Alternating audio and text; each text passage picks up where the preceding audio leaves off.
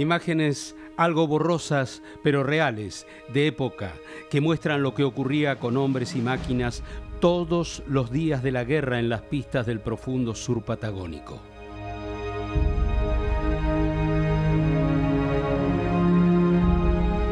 Y de boca de sus protagonistas, cómo luchaban contra el fantasma más temido del ser humano en situaciones límite, cuando la moneda está en el aire y la suerte está echada. La verdad es que uno de los principales problemas, combates interiores que teníamos, o yo por lo menos que yo tenía, era dominar el miedo. ¿Pero se puede dominar el miedo? Se puede dominar, claro. ¿Cómo se hace? Y bueno, cada uno tiene su técnica.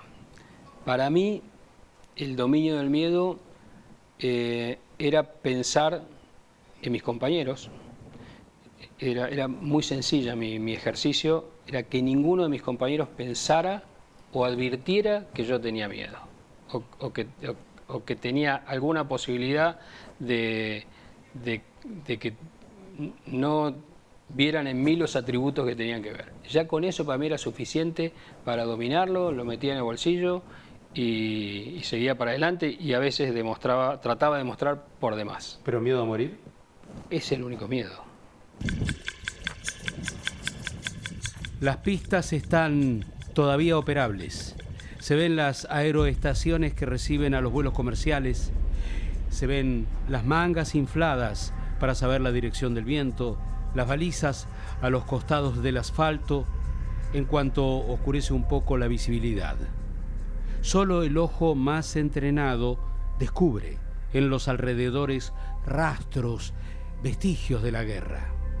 En la de Río Gallegos, por ejemplo, con sus hangares y pistas de rodaje y algunos búnkers donde vivían los artilleros que la defendían de posibles ataques aéreos ingleses.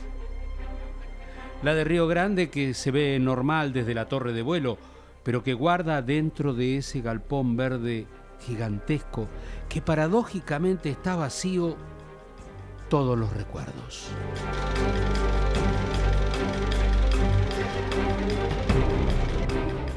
O la pista de San Julián, donde el pasto ha crecido y queda alguna que otra leyenda en los refugios de los aviones, o algunas planchas de acero que colocaron hace 37 años para alargar la pista. Lo que sí nos indican esos lugares y otros que vamos a mostrar aquí son vestigios emocionales que se traducen en algunas fotos, en los escasos videos de la vida cotidiana que muestran a aquellos pilotos que pelearon a brazo partido contra el enemigo. Y más allá del contexto político, que voy a dejar deliberadamente de lado para no contaminar el foco de la historia que hoy me interesa evocar, la lucha de un puñado de hombres que pelearon por la patria, y donde muchos de ellos, muy jóvenes por cierto, dieron la vida por ella. Y están también las ciudades del sur. ¿Cómo se vivía la guerra en ellas? La ciudad lo vio a la par nuestra, como con sirenas también por las noches. Sirenas, oscurecimientos, y se respetaba porque creo que en la ciudad había un sistema que había un jefe de manzana, sí, claro, que era el que manejaba el tema de los oscurecimientos y el que se dedicaba a controlar. Perdón, había toque de queda. Sí. Rubén, este hombre tenía 12 años y con esa edad se ofreció a patrullar las calles como voluntario de la defensa civil. No se podía circular, nosotros teníamos ciertas identificaciones porque había también personal militar por las calles. ¿Y vos con 12 años? Sí, sí. ¿Cómo te marcó eso? Sí, a nivel de que, bueno, finalmente estudié para piloto de combate, ¿no? ¿En serio? ¿Por la guerra? Sí, sí. Nosotros lo vivimos muy intensamente, todo el tema. Sí, era muy distinto a cómo se vivía en el norte del país, ¿no? Sí, desde ya. Con mirar los diarios, los noticieros, las cosas, te dabas cuenta. O sea, a partir de mayo, ¿viste? Cuando empezaron a haber derribos, era muy doloroso. una sola historia relacionada con las misiones de guerra, entre las muchas que hubo, voy a contar en este programa. ¿Y por qué la elegí? Porque fue la única que realizaron en conjunto la Armada y la Fuerza Aérea. Pero hemos descubierto un secreto: el búnker donde fue diseñada esta misión todavía está en pie, en las cercanías de la mismísima pista de Río Grande. ¿Y acá qué hacían? Acá esto básicamente se tenía el comando y el control de todas las operaciones de caza y ataque que la aviación naval desarrolló desde el continente hacia Malvinas. Por ejemplo, acá se controlaron los ataques que se hicieron al Invencible, al Sheffield, todos los ataques que se hicieron en el estrecho de San Carlos. La planificación. Toda la planificación y el comando, Salió en de el acá. momento, claro, salió de acá, el control de las operaciones y todas las comunicaciones. Sí. De acá se tenían comunicaciones con Malvinas, con Puerto Belgrano, con Espora y con todos los aeródromos de la zona. La operación Portaaviones Invencible fue extremadamente compleja como atrevida. Por la audacia que mostraron esos hombres, por la duración del vuelo, por lo controversial del resultado y por la envergadura del protagonista enemigo, nada menos que la nave insignia, el portaaviones Invencible. El alférez Isaac tenía por entonces solo 23 años, con base en San Julián. En poco tiempo había participado en 7 misiones, o sea, de novato, en cuestión de semanas había pasado a ser un veterano. Teníamos un teléfono verde a magneto, donde cuando sonaba la chicharra, ese teléfono, si sonaba la chicharra de ese teléfono, venía una misión. Era, digamos, el teléfono rojo, por decirlo. Era el teléfono rojo, pero era verde. Y ahí venía la orden preparatoria. Nos decían, va a llegar una misión así, así. Ya sabíamos que cuando sonaba el teléfono venía una misión. Y por otro lado venía el papel por sistema militar de comunicaciones, y llegaba el papel con los detalles de la misión, los detalles generales de la misión. ¿Y entre que llegaba esa orden del teléfono y la salida, cuánto pasaba? Casi, le diría que casi simultáneo, está saliendo la misión y venía el papel. No, y después, ¿cuánto tiempo teníamos para el despegue? Y teníamos para planificar 1 hora y media, 2 horas. Sí, ese es más o menos el tiempo que necesitamos de planificación. Cambiarnos con el equipo de vuelo, ya teníamos asignado el avión con que íbamos a volar, así que íbamos directamente al avión, hablábamos con el mecánico, subíamos. Cargar Ya estaba listo, el avión estaba cargado, tenía las bombas, tenía todo. Ya estaba, los aviones estaban listos para subir y poner en marcha, rodar hasta la cabecera y despegar.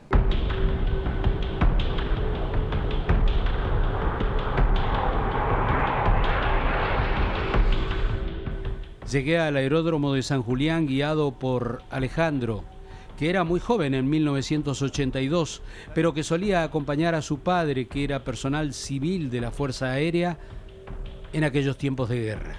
El aeropuerto lleva el nombre del capitán Vázquez, que fue uno de los 4 pilotos que participó del ataque a el Invencible, el portaaviones inglés. Mirá vos. Fue uno de los pilotos participantes que falleció en ese ataque, y es por ello que lleva el nombre este aeropuerto. Mirá vos. Acá tenemos entonces en los preparativos calzándose los buzos antiexposición, se llaman esos, ¿no? Ese justamente es Vázquez. Ah, es Vázquez, claro, este es el pequeño santuario de Vázquez, entonces. Así es. Y acá está en su carlinga de piloto. En su época de cadete. La ciudad de San Julián está pegada prácticamente a la pista de aterrizaje. Ningún vecino podía ignorar la tensión de lo que se estaba viviendo entre abril y junio de 1982.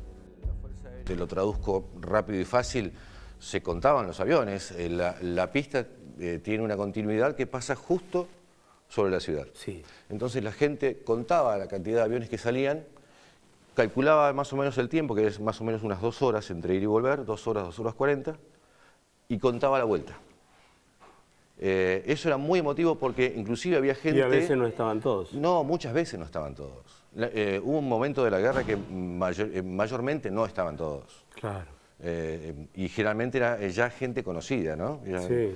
parte de la ciudad, digamos. ¿Muchas bajas tuvo el de la base San Julián? La base aérea San Julián tuvo 9 bajas de pilotos, de ¿no? pilotos de combate.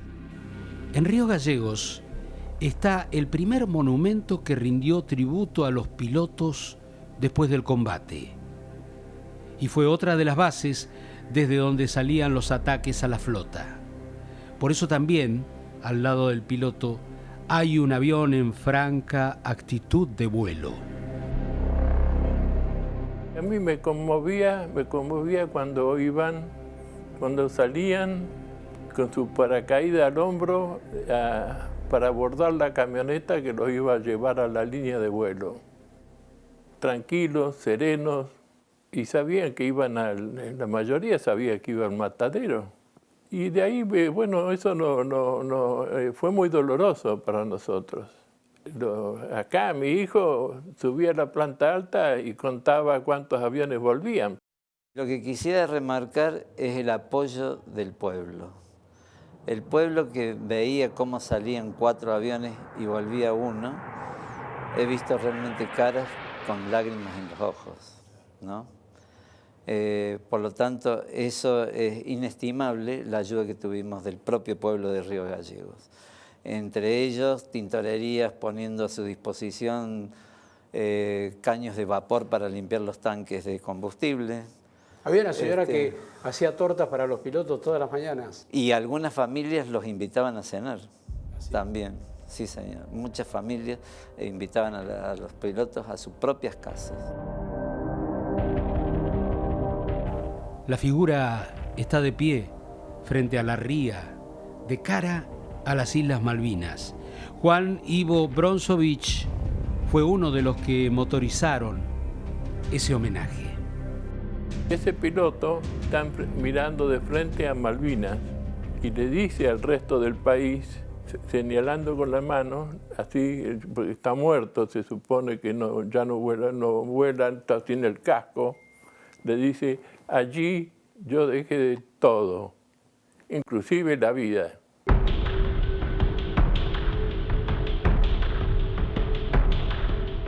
En Río Gallegos, en la desembocadura de la ría, está el barco. Todos lo conocemos por allá. Fue el barco que traía carbón desde Inglaterra y en 1911 se incendió y quedó varado cerca de la playa. Hoy es como un lugar de visita y en verano, por supuesto, es muy fotogénico. Es como un paseo, ir a ver al barco. Pocos saben que sirvió de blanco durante la Guerra de Malvinas. El lugar geográfico donde está se llama Punta Loyola. Y allí los pilotos de la Fuerza Aérea, que no tenían entrenamiento para atacar blancos en el mar, de modo que ese barco quieto les sirvió precisamente para entrenarse contra reloj. Y aprendieron rápido. Estaban muy bien entrenados. No tenían con qué, pero estaban muy bien entrenados. Y de ahí es que empezaron a entrenar, entrenaban acá en Loyola, en el barco de Loyola. El barco está acribillado por proyectiles y hasta fue bombardeado. Los que sí tenían entrenamiento en el mar eran los pilotos navales, como debe ser naturalmente. Tenían aviones similares a los de la Fuerza Aérea, pero además tenían los más modernos y sofisticados que recién se habían incorporado los franceses Superétendard, que tanto podían despegar y aterrizar desde el portaaviones como desde tierra firme, y que cargaban los temibles misiles Exocet, que fueron probados con éxito desde el primer día de combate. Con ellos, los aviadores navales pudieron hundir la fragata Sheffield y el portacontenedores Atlantic Conveyor, un barco gigantesco que estaba repleto de aviones y helicópteros cuando fue hundido. Pero solo había 6 misiles, y para los tiempos de los que hablamos, solo quedaba uno. Y decidieron usarlo entonces contra un blanco que causara un gran daño a la flota. Por supuesto, ¿qué otro blanco mejor entonces que la propia nave insignia, el portaaviones Invencible? ¿Y esto permaneció así durante 37 años? Esto hasta este entonces permaneció así. Bueno, esto es como un privilegio entrar a un búnker de guerra y de la guerra de Malvinas, nada menos, ¿no? Claro, acá había gente las 24 horas. Las 24 horas. Sí, trabajando acá, los 7 días de la semana. Dormían acá. Allá al fondo vemos lo que serían los alojamientos. Y es grande, ¿eh? Sí, es muy grande. Esto tiene una forma de H. Acá estamos en una pata de la H. ¿Sí?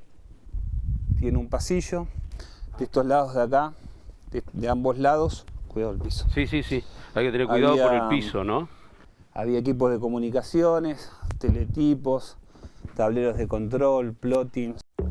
La Armada planificó el ambicioso ataque al Invencible en ese búnker subterráneo de Río Grande. Se lo llamaba Centro de Operaciones de Combate. Solo se conservan algunas fotos de ese lugar. Estaba bajo tierra, pero si uno pudiera verlo desde el aire, era como una H gigante, con pasillos y sala de situación, con mapas, aparatos de comunicaciones, radares y grupos electrógenos. Claro, y esto estaba protegido por si había, digamos así, bombardeos, digamos, ataque comando. Y sobre todo para que no sea detectado por fotografía aérea o satelital. Todo acá arriba. Entiendo. Claro, porque esto está bajo tierra. Claro, está bajo tierra. Ahí se puede llegar a ver un tipo de calefacción, era todo a querosén. Acá, claro.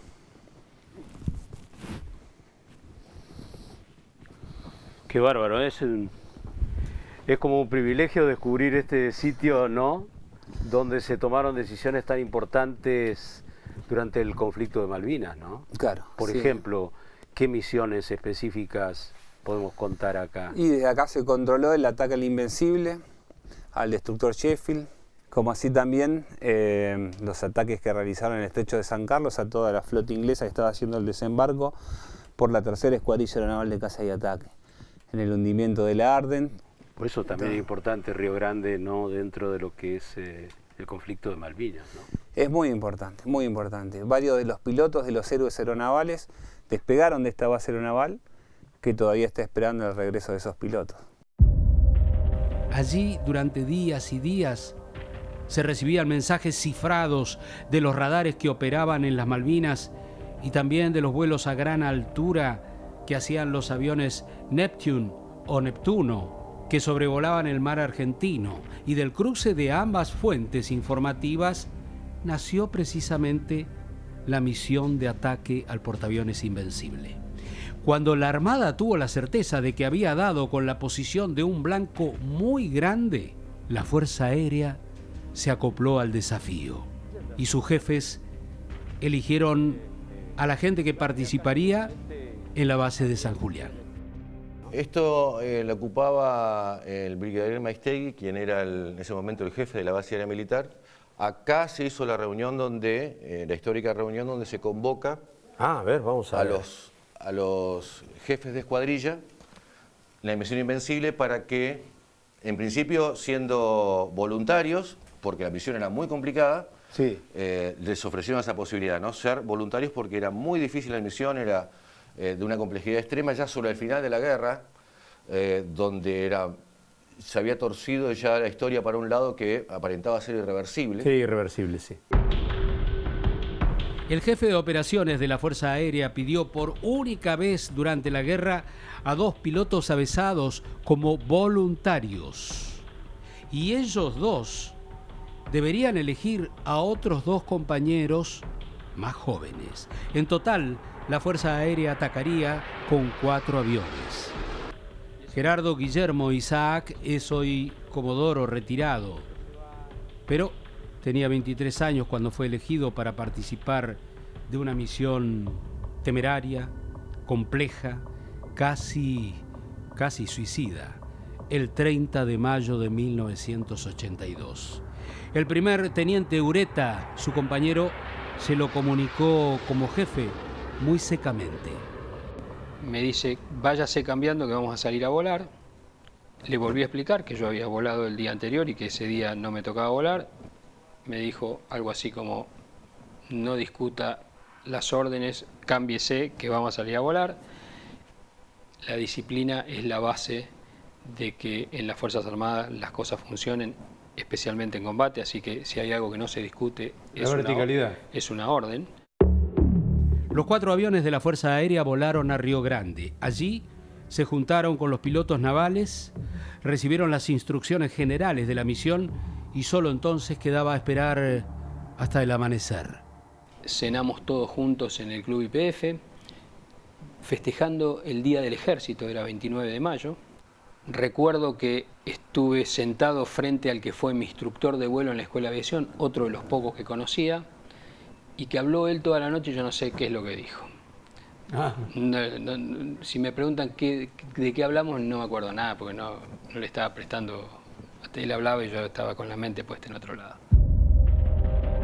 La vigilia previa al combate era, como es de suponer, muy estresante.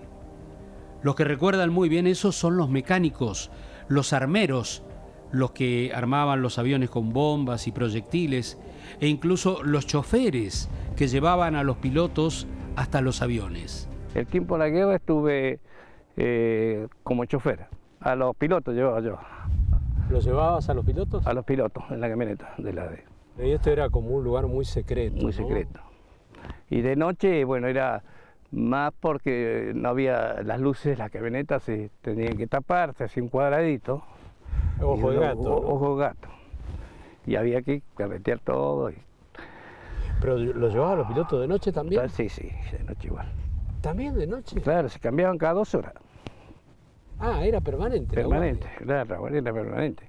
O sea que los pilotos, siempre había un avión a punto de salir. Siempre dos aviones. Había 2 aviones.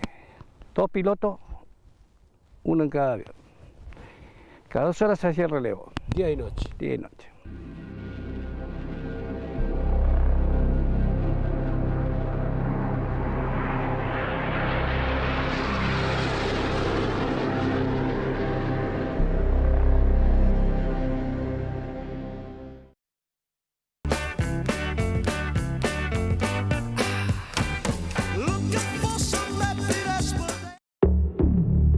Río Grande era un lugar clave, peligroso también. Tal vez el primer objetivo militar de los ingleses fuera de las Malvinas si el conflicto se ampliaba. Cuando fue la operación Mincado, no sé si escuchaste hablar, fue un intento del Reino Unido de atacar la base aeronaval de Río Grande, matar a los pilotos y destruir los misiles y los Super Tender. Esa noche, por ejemplo, son cosas que uno no se olvida, ¿no? En los televisores sonando las alarmas, que eran muy parecidas a la de la Segunda Guerra Mundial, de las películas que se escuchan en los ataques aéreos, y en los televisores de las casas un mensaje avisando que no era un simulacro, que era un ataque real. Bueno, y había que salir a ver el oscurecimiento que se cumpliera, y después, bueno, ver salir y volver los aviones todos los días, salir 4, volver 2. Terminó la planificación del vuelo y nos fuimos a la plataforma de aviones donde teníamos estacionados nuestros A4. En ese tramo en el cual nos vamos caminando los 4 desde la sala de operaciones a la plataforma, el primer teniente Vázquez, que era el jefe nuestro, nos dijo: no voy a agregar más nada a lo que se acaba de planificar, de ordenar. Dice: solamente les ordeno rezar una Ave María en cabecera antes del despegue. Así que muy bien, llegué a mi avión, le hice la inspección, subí, pusimos en marcha, empezamos el rodaje hacia la cabecera de pista. En ese tramo de rodaje vi el despegue de los 2 Super Tender que salían hacia el punto de encuentro, que era unos 180 kilómetros al sur de las Islas Malvinas, donde nos teníamos que encontrar con 2 aviones reabastecedores, 2 KC-130. Llegamos a cabecera, hacemos la prueba de motor, y como yo era el 4 y era el último que despegaba, me dio ampliamente para rezar mucho más que una Ave María.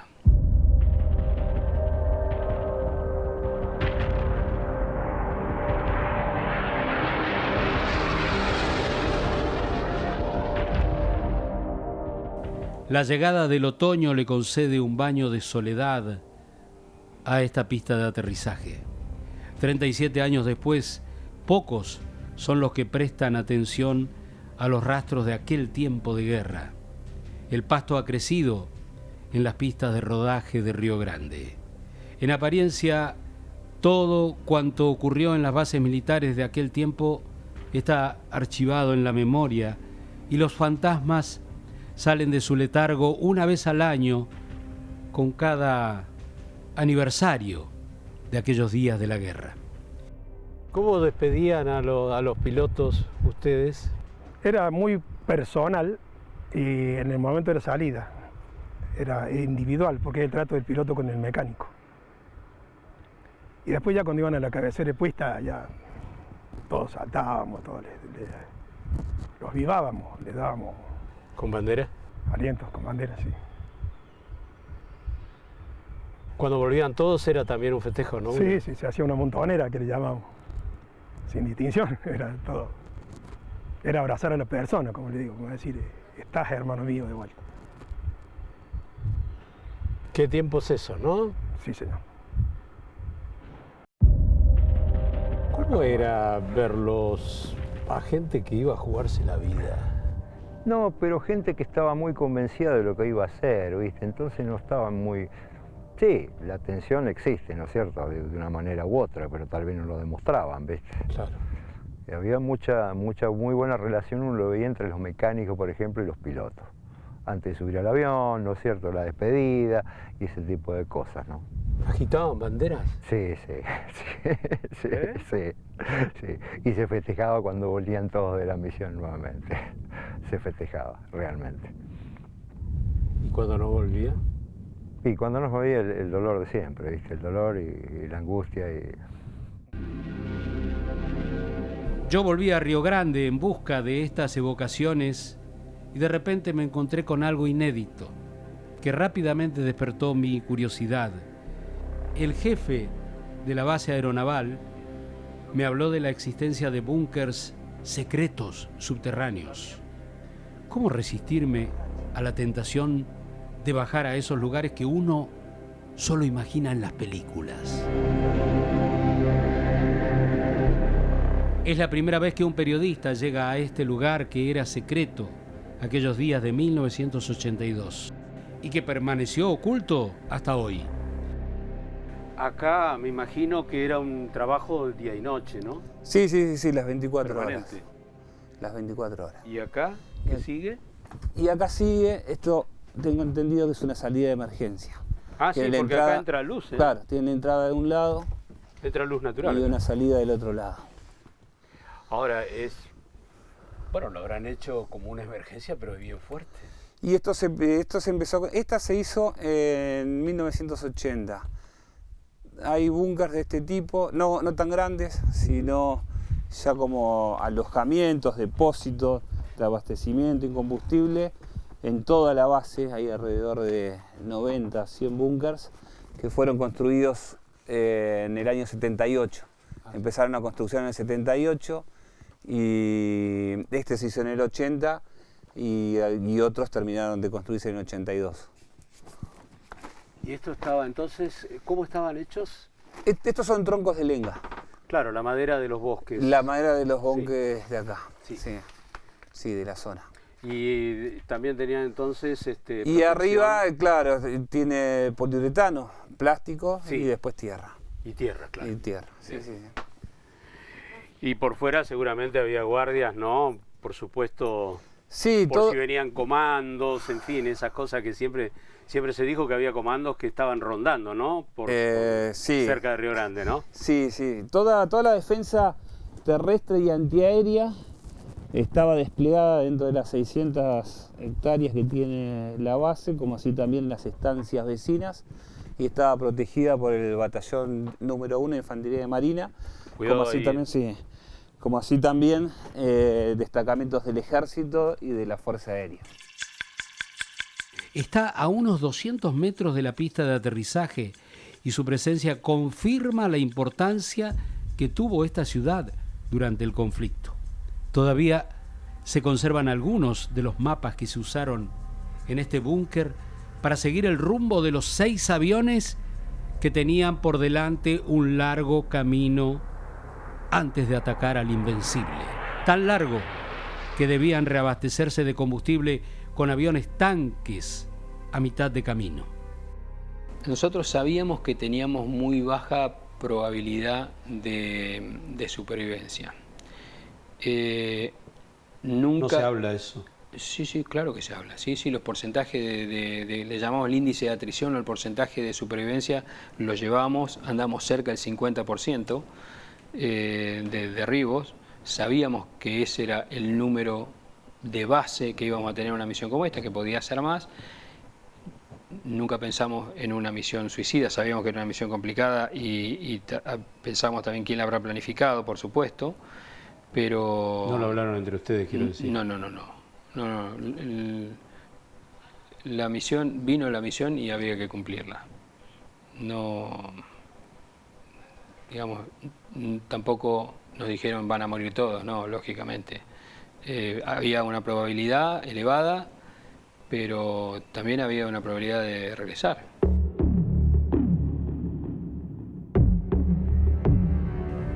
Héctor era suboficial y mecánico, y a veces en esa sociedad profesional entre el piloto y el mecánico las jerarquías se diluían y entraba a jugar también lo emocional. Y él ese día se encontraba un poco nervioso. Entonces le digo, señor, ¿por qué está? ¿Qué pasa? Y me dice que hoy no vuelvo. ¿Así? Sí. Digo, ¿cómo no vuelve, señor? ¿Cómo no va a volver? No, tengo esa sensación, dice, hoy... Bueno, no, sí va a volver, digo yo. No, dice, o sea, que una sensación interna. Entonces tratábamos de dar los ánimos mutuamente. Claro. Entonces lo agarro con un gesto de confianza excesiva a lo mejor. Lo agarro del brazo y digo, señor, usted, yo lo voy a estar esperando. Dice, ¿vos me vas a esperar? Sí. Entonces cuando venga, dice, tomamos un whisky juntos. Sí, digo, yo pongo los cigarrillos. Entonces salió y lamentablemente Dios quiso que parta. No volvió. Los 6 aviones dieron un rodeo muy largo para atacar por sorpresa al Invencible, en silencio de radio y pegados al mar para no ser detectados por los radares ingleses. Después que reabastecemos nos mandamos abajo todo a volar rasante. Los 2 superetendar formaron a unos 1000 metros uno del otro. A la izquierda iba Francisco con el misil y a la derecha iba el capitán Colavino de apoyo radar. A la izquierda de Francisco, pero pegados, estos iban a 1000 metros, pero a la izquierda de Francisco pegadito, unos 50 metros, iba Vázquez y Castillo, y a la derecha de Colavino, también cerca, íbamos Ureta y yo. O sea, yo iba a la derecha de los 6 aviones. Entonces, lo que yo hice fue mirar allá a la izquierda al avión de Francisco a ver si tiraba el misil. Volar muy bajo era bueno para sobrevivir, pero Ernesto Hagi supo bien pronto el problema que se le presentaba a los pilotos. En la guerra tenían que pegarse al nivel del mar. ¿En serio? Entonces, a ese nivel, no más de 3 metros, estoy hablando, donde las olas por ahí llegaban a mojar el parabrisas, lo que sucedía es que el parabrisas, que era de vidrio, se mojaba con esa agua, pero que era agua de mar, con basura propia del mar y con sal sobre todo del mar. Cuando ellos trataban de sobrepasar los barcos después de haber hecho el ataque, ese viento relativo les precipitaba toda la sal que se había depositado con esa agua. ¿La secaba? La secaba y quedaba prácticamente una piedra. ¿Y que no veían? Absolutamente, porque tenían todo el aparato de puntería localizado en el eje del parabrisas. No podían empupar, ¿no? O sea, tomar combustible, porque no podían ver. Hagi era bioquímico y le encargaron solucionar el problema. Tuvo que improvisar y entre todas las opciones fue a un almacén de Río Gallegos y compró un lubricante en aerosol a base de siliconas. Y logró una película que rechazaba el agua y no permitía la cristalización de la sal. Entonces con ese lubricante hiciste una película. Tal cual, una película muy transparente, pero que podía resistir 50 grados bajo cero, que es donde realmente llegan a tener como temperaturas extremas en el aire. Y lo que me preocupaba a mí era que el polvo atmosférico se llegara a pegar sobre esa película. Entonces, la primera cosa que yo traté de hacer fue de a medio parabrisas ponerle un poco y al otro no. Pero bueno, las urgencias eran otras. Ahí no había tiempo de probar ni nada por el estilo. Bueno, y a partir de ese momento, a las salidas de los aviones le ponían el lubricante. 12 de mayo. A partir de ahí, nunca más se presentó ese problema. En la guerra hubo ingenio criollo por necesidad, pero también en el sur la cercanía del conflicto se hizo carne, de diversas maneras, en los chicos y en los jóvenes. El drama también hizo, por ejemplo, que Rubén se convirtiera tiempo después en piloto de guerra. Había un lugar muy popular donde se patinaba en el hielo y donde nos reuníamos, que es en la prolongación de la cabecera de pista. Y ahí se veían los aviones a muy baja altura y los veíamos con las marcas que volvían, ¿no? Los impactos de atacar a la flota, salir y volver. Y bueno, yo creo que eso fue lo que uno los veía como héroes realmente, ¿no? Como superhéroes humanos, una cosa así. Claro, para 12 años. Y a esa edad, y bueno. ¿Terminaste siendo piloto? Y eso hizo que finalmente cuando tuve la edad me vaya a Córdoba y sí, y fui piloto de combate. Fui piloto de combate y mis profesores en la escuela de piloto de caza y después cuando estuve en los escuadrones operativos fueron los mismos pilotos que yo veía de chico acá, ¿no?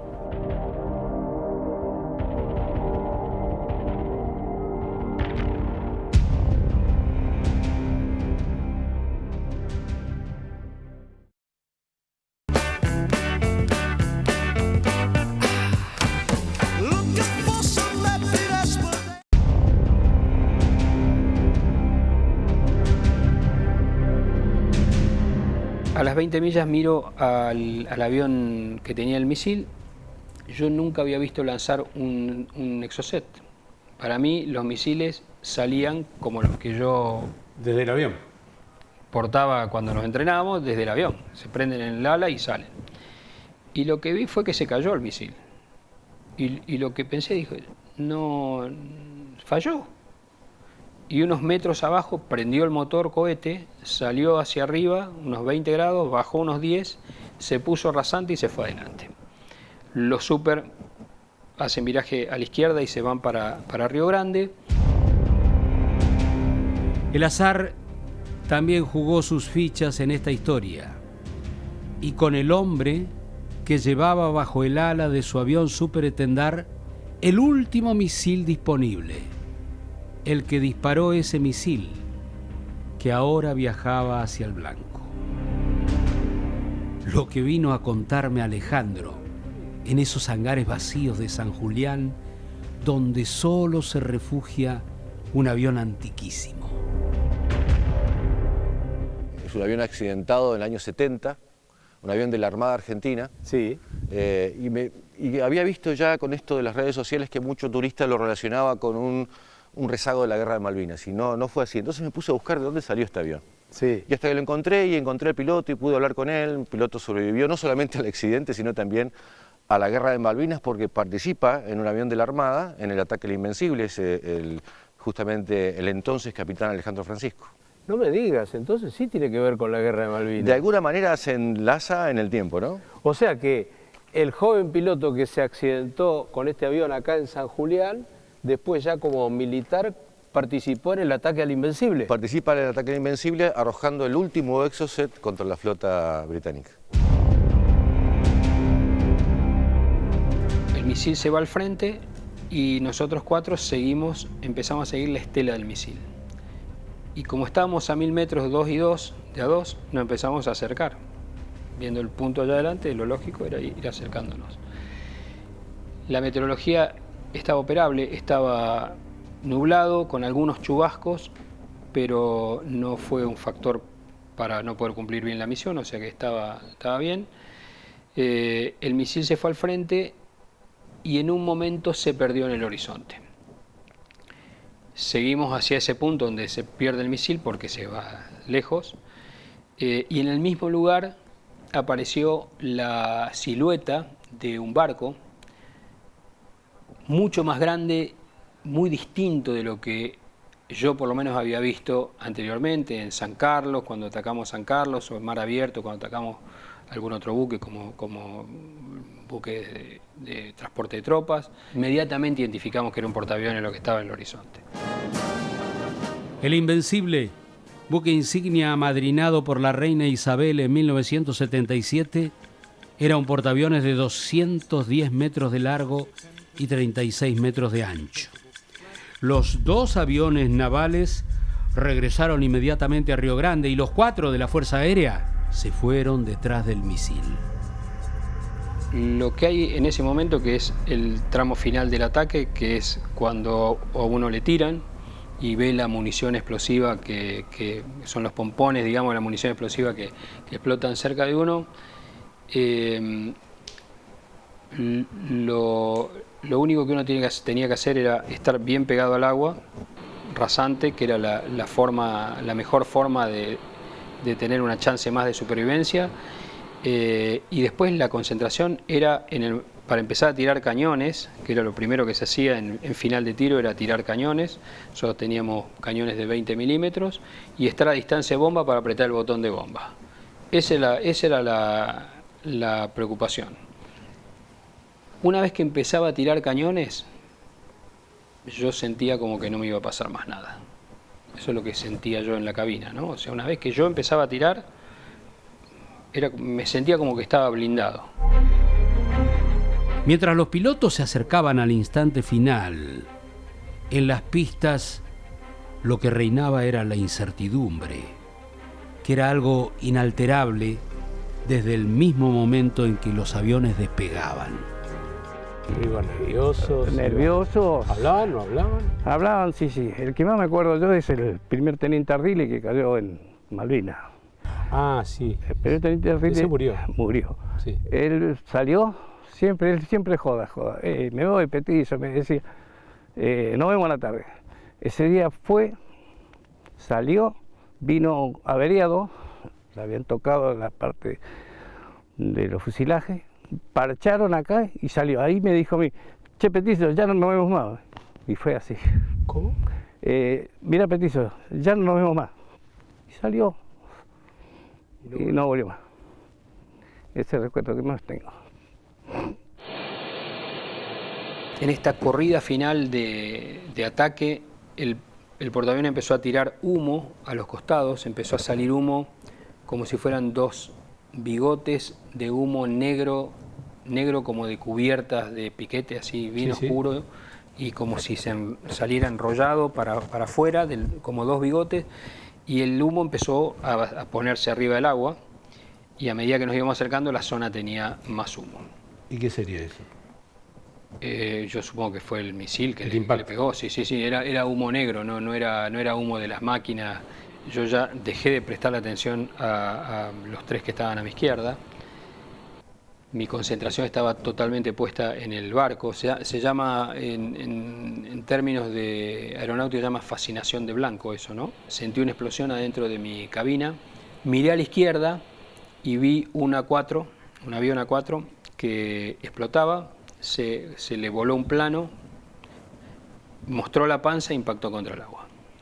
Cuando estaba por empezar a tirar cañones, sentí una explosión adentro de mi cabina parecía la anterior pero mucho más fuerte, la describo como si fuera dejar salir gas en el horno un ratito y después tirarle el fósforo, ¿no? Ese bluff, esa presión y depresión que uno siente, eso fue exactamente lo que yo sentí en mi cabina. Miré a la izquierda y a unos 5 metros de mi plano izquierdo vi otro A4 que explotaba. El avión de Isaac iba al encuentro cara a cara con el enemigo. Llevaba 3 bombas de 250 kilos. Volaba a 1000 kilómetros por hora. Puse la vista de vuelta en el portaaviones, empecé a tirar, le tiré a la popa del portaaviones, me salieron los 200 proyectiles de 20 milímetros, salieron todos. Mi altura de vuelo era entre la pista y el agua, ahí más o menos a la mitad. Cuando llegué terminé de tirar cañones y estuve encima, apreté el botón de bombas y como estaba muy cerca, vi que no podía salir por arriba. Si quería salir por arriba me iba a chocar con las antenas del barco. Así que viré a la derecha, pasé por todo el lateral derecho del portaaviones, lo fui viendo a la derecha. ¿Y se veía claramente el portaaviones? Claro, clarísimo. Desde lejos hasta que estuve al lado y casi encima, ¿no? Porque yo no pasé por arriba, sino que pasé por el costado. Claramente era un portaaviones. Isaac se las arregló para escapar sano y salvo. También sobrevivió el primer teniente Ureta. La misión tuvo un sabor agridulce por los 2 pilotos perdidos. El comodoro retirado Isaac conserva una réplica del avión que lo llevó a enfrentarse contra el buque de insignia inglés, acción que lo llevó a hacerse merecedor de la más alta condecoración militar otorgada por la Argentina, la Cruz al Heroico Valor en Combate. Los 2 aviones regresaron después de casi 4 horas de vuelo.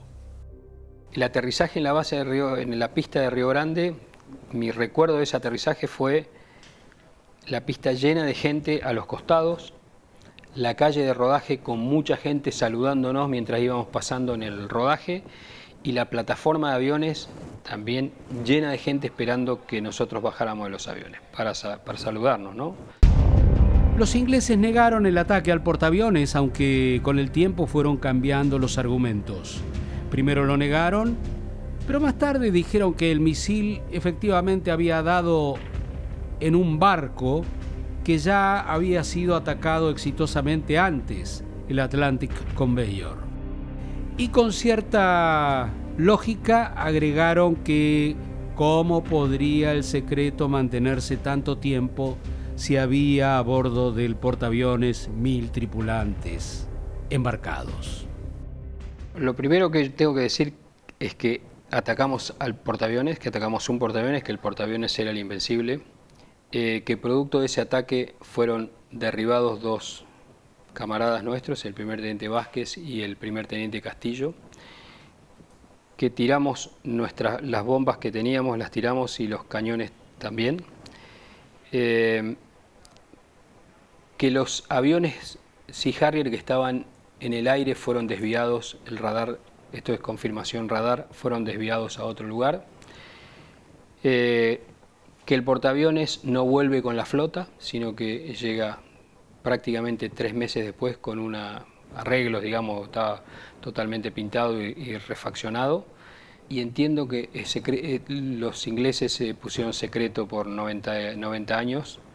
Así que lo que creo es que esto, cuando en algún momento se va a poner la verdad arriba de la mesa, ¿no es cierto? 37 años pasaron. 629 muertos argentinos, que son nuestros héroes. Muchos de ellos tienen ahora nombre y apellido en su tumba de las Malvinas. Hasta allí fueron en marzo de 2019 madres, hermanos, parientes, hijos, y allí los vi, llorando, pero sabiendo a quién lloran ahora, bajo qué cruz de todas las que están en Darwin están los suyos. Allí los vi.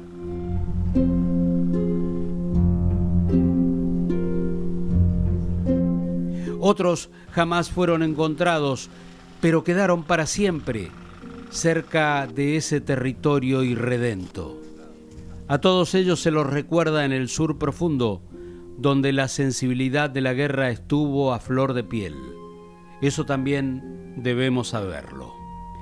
Y debemos gratitud a los vecinos de San Julián, de Río Grande, de Río Gallegos, y claro, especialmente a los que fueron y volvieron después de enfrentar a la muerte. Por eso dije al principio, esas pistas están vacías, pero paradójicamente repletas de recuerdos.